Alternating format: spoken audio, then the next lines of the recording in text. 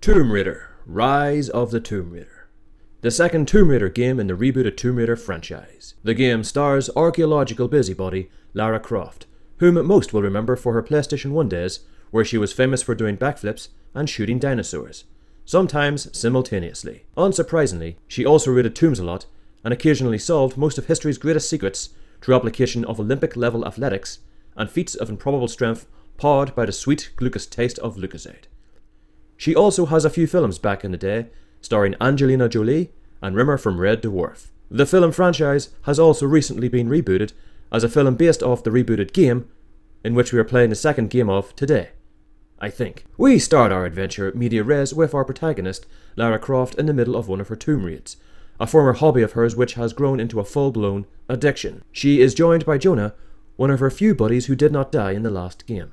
This was probably due to him keeping a relatively low profile, which is probably the best policy anyone not named Lara Croft in a Lara Croft adventure can have. Unfortunately, he has now been upgraded to full sidekick status for this installment of the franchise, so we'll see how that plays out for good old Jonah as the game progresses.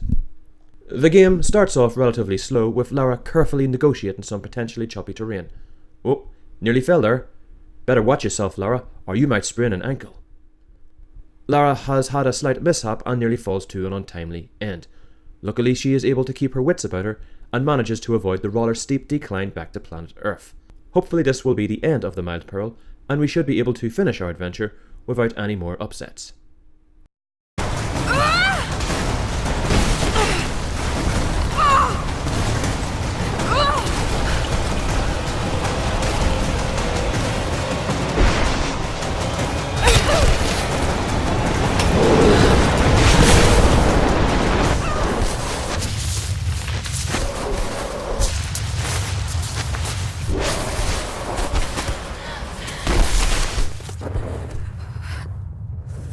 Lara gets hit so bad that she has a flashback to last week.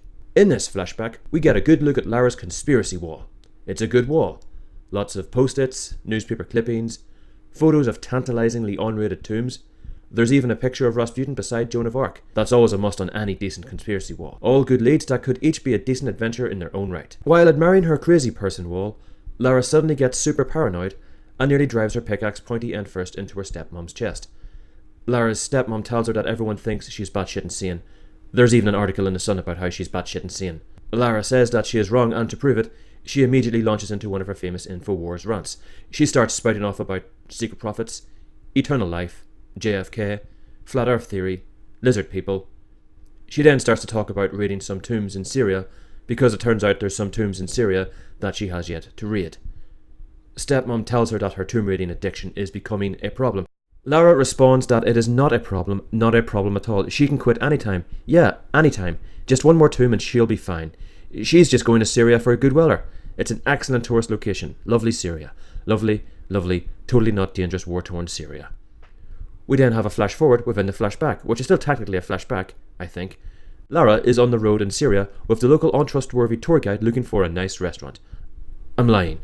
She's looking for some tombs to raid. She has a serious addiction to unearthing mankind's greatest secrets. The local untrustworthy tour guide betrays her almost immediately, and we get introduced to my favourite character in the game, End-Level Boss Helicopter. I've loved this guy since I first saw him in Metal Gear Solid, and it's just great to see him here. Untrustworthy tour guide immediately takes a chest full of hot karma now that he has fulfilled his destiny by betraying our protagonist. Lara immediately springs into her survive by the skin of her teeth routine and starts the level with a bit of a light workout. Within 10 minutes, Lara finds her first tomb and immediately is back in her comfort zone.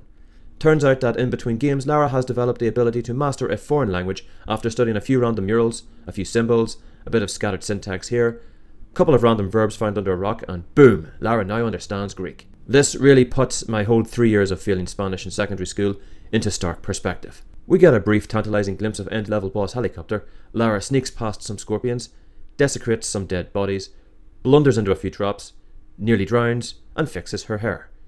She then explores a bit more, nearly drowns again, and finds an empty sarcophagus, which pisses her right off.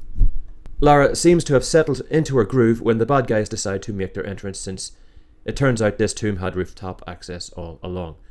This is when we meet our main antagonist for the game, Constantine.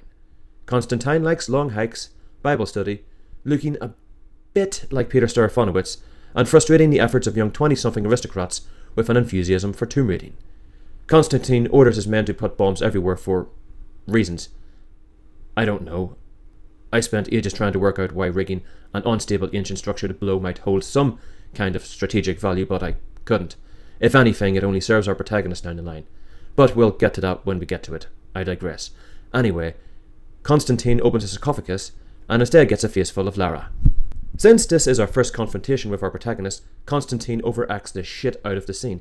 He gets so wrapped up in the moment that he doesn't even notice that Lara has stolen his trigger for blowing up the tomb.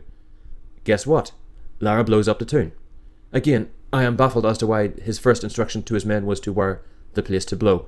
It would and could only be used against him. It's a dumb move, and now he has to deal with a rich postgrad running about shooting everyone in the face and using all the powers of the protagonist to escape the tomb, making them all look like absolute amateurs in the process.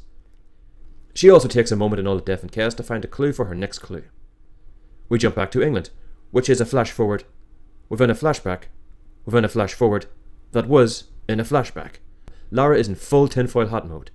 It's Jonah's turn this week to tell her to stop being crazy.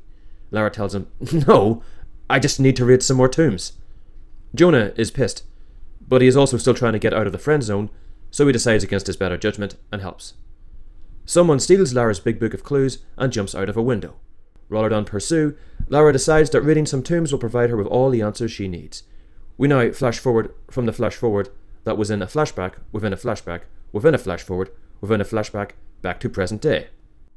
Lara has recovered from her fall and is now regretting not packing an extra scarf.